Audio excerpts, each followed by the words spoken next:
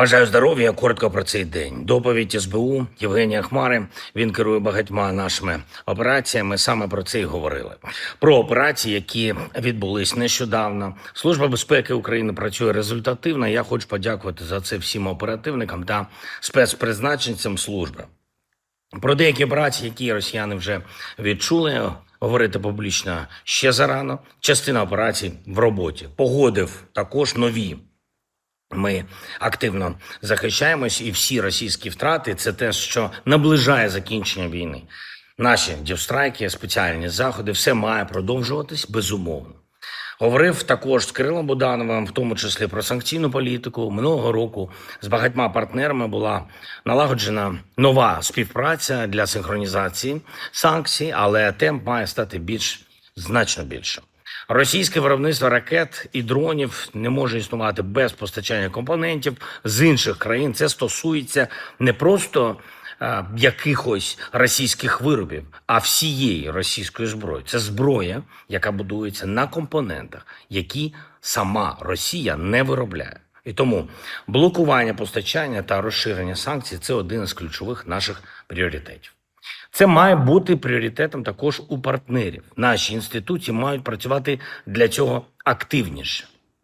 Буданов доповів і про частину зустрічі в рамках дипломатичного треку. Я очікую повну, детальну доповідь всієї переговорної команди, і фактично кожного дня ми продовжуємо спілкування з американською стороною. Сьогодні Рустем Умєров знову був на контакті з американськими партнерами. Це наше стратегічне завдання. Діалог з Америкою має бути на 100% конструктивним. Україна ніколи не була і не буде перепоною для дипломатії. Наша ефективність в роботі з партнерами завжди найвищого рівня. Так буде і надалі. Тільки Росія є джерелом цієї війни, причиною затягування війни і заслуговує на всі удари і тиск у відповідь за все, що вона робить проти життя і людей, проти дипломатії, проти партнерів.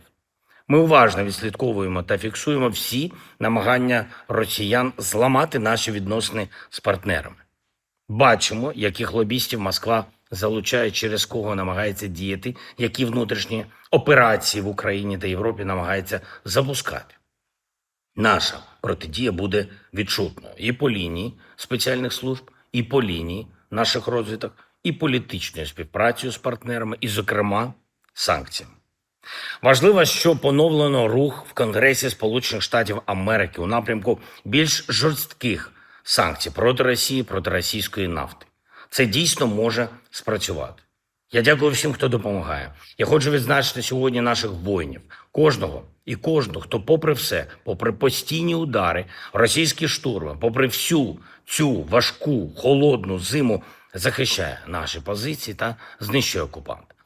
Покровський напрямок. Воїни 38-ї бригади морської піхоти, 425-го окремого штурмового полку, 414-ї бригади безпілотних систем «Птахи Мадяра» та 14-ї бригади оперативного призначення Національної гвардії України «Червона калина». Дякую вам.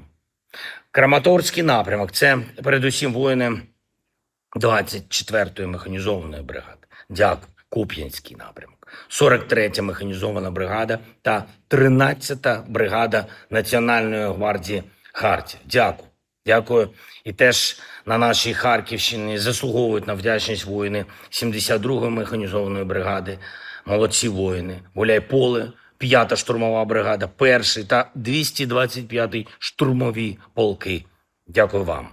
Дякую всім, хто б'ється заради України.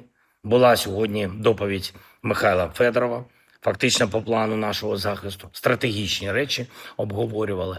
Розраховую, що парламентарі вже наступного тижня підтримують Михайла на посаду міністра оборони України.